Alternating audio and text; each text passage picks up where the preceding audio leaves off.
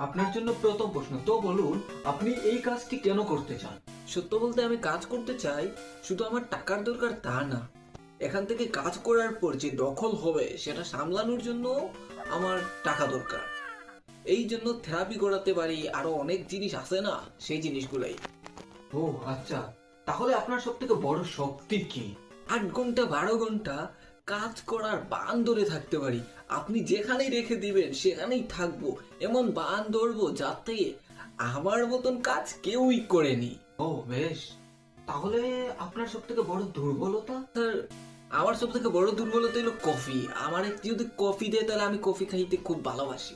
Coffee চা হইলে হইবই, যে কোনো একটা হইলেই হইব।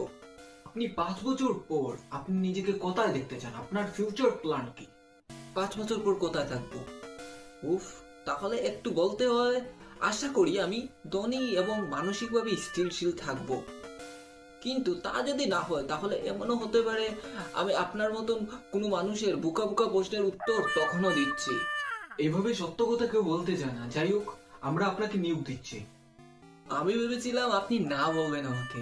ও, তাহলে দেখা হচ্ছে সোমবারে।